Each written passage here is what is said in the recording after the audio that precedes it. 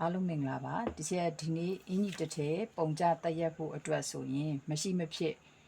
သိထားမယ်အချက်ဒီထဲမှာတစ်ခုအပါဝင်ဖြစ်တဲ့တောက်ထဲ့တဲ့အကြောင်းကိုရှင်းပြပေးမယ်နော်ကျေတို့ဒီမှာဒါဆိုရင်အမျိုးသမီးတယောက်ရဲ့ခန္ဓာကိုယ်ပေါ့အဲ့ခန္ဓာကိုယ်မှာဆိုရင်ကျေရရှိချမ်းမှာပုံမှန်အခြေခံအားဖြင့်ဆိုရင်ဒီမှာရှိချမ်းမှာကိုယ်ထဲမှာဒီတောက်ဒီဘက်ကိုတစ်ချောင်းထည့်တယ်ဒီဘက်ကိုတစ်ချောင်းထည့်တယ်တောက်တစ်စုံထည့်တယ်နော်အဲ့တောက်ကိုထည့်ပြီးဆိုရင်ကျေဒီမှာအကျန်းဒီမှာတစ်ချက်ဆွဲပြမယ်ဒီနေရာဆိုရင်ကျေရရင်ထိတ်ယူမယ်အခုခါနေရာလေးမှာဆိုရင်ကျကန့်လက်ပြမြင်းလေးဆွဲပြပြီနော်အမှဆိုရင်ခါပြီးရင်ဒီမှာတင်ပေါ့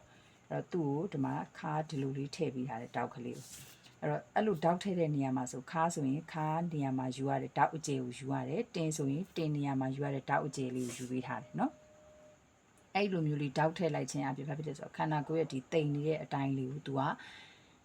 ပုံစံလေးထွက်လာတယ်နော်အဲ့ဒီမှာတောက်ကိုဘယ်လိုယူလဲဆိုတော့အခြေခံခြေတို့လက်မနီးတွေမှာဆိုရင်ဒါကခါနေရာလေးမှတ်လိုက်ဒီကောင်ကဒီအပေါ်ကရင်ထိတ်နေရာလေးမှတ်လိုက်နော်အဲ့ဒါဆိုရင်ခါမှာဆိုရင်တစ်ဖက်ကိုဒီခြေတို့၄စိတ်စီထည့်တယ်ဟောဒီယာဆိုရင်တင်နေရာလေးပေါ့တင်နေရာမှာဆိုရင်ခြေတို့တစ်ဖက်ကို2စိတ်စီထည့်တယ်အဲ့တော့တောက်ကဘယ်လိုပုံစံလေးထွက်မလဲဆိုတော့အင်ဂျီမှာထွက်တဲ့တောက်ကိုခြေတို့ဆွဲပြရင်ဒီပုံစံလေးလာမယ်အခြေခံမှာဆိုရင်ဒီပုံစံလေးထွက်လာမယ်နော်အခုပုံစံလေးထွက်လာမယ်တောက်က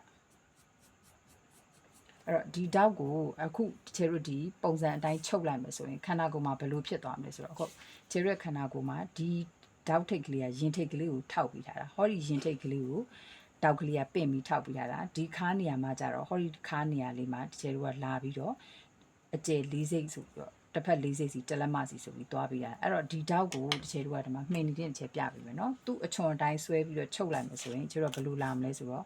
သူကဟောဒီအတိုင်းလေးဒီတိုင်းလေးလာမယ်ဒီမှာသူ့ရဲ့အချွန်အတိုင်းလေးချုပ်မယ်ဆိုရင်နော်ခြေဒီမှာမှင်နေလေးနဲ့ဒီတိုင်းလေးပြပေးရမယ်ဒါတချမ်းစာပေါ့အပြည့်ဆိုရင်သူကဒီလိုလေးလာမယ်ဒါတချမ်းလေးဘေးဆောင်ကမြင်ရတဲ့ပုံစံမျိုးလို့ဒါတစ်ချက်မှင်နေလေးနဲ့ခြေပေးထားတာเนาะဒီပုံစံလေးတစ်ချက်ကလာလိုက်မယ်လာပြီးဆိုရင်အခုဒီမှာဒီနားလေးမှာ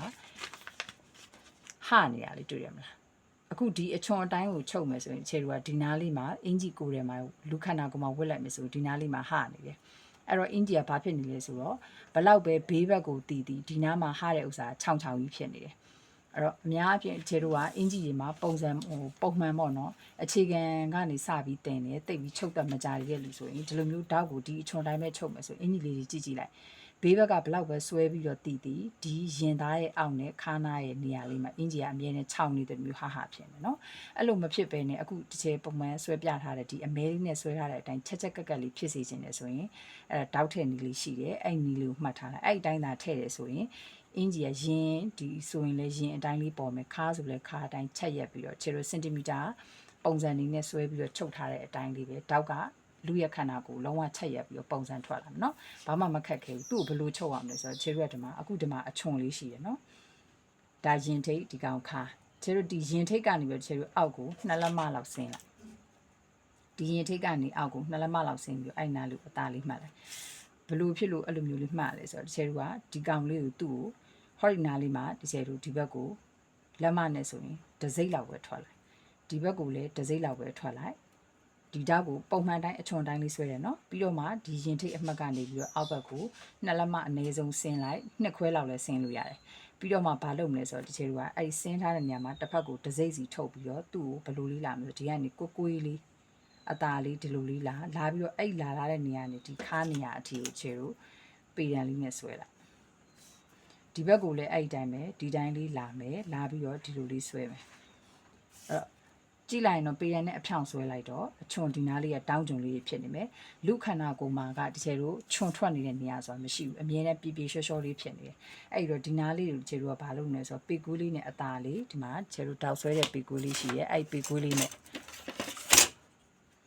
သူ့ဒီလိုမျိုးလေးလိုက်ပြီးတော့အသားလေးဆွဲလိုက်เนาะဒီမှာဒါကပုံစံအကျန်းလေးမျိုးအခုဒီမှာနမူနာလေးဆွဲပြမယ်ဒီတိုင်းလေးပေကွေးလေးနဲ့ဆွဲဒီဘက်ဆိုရင်လည်း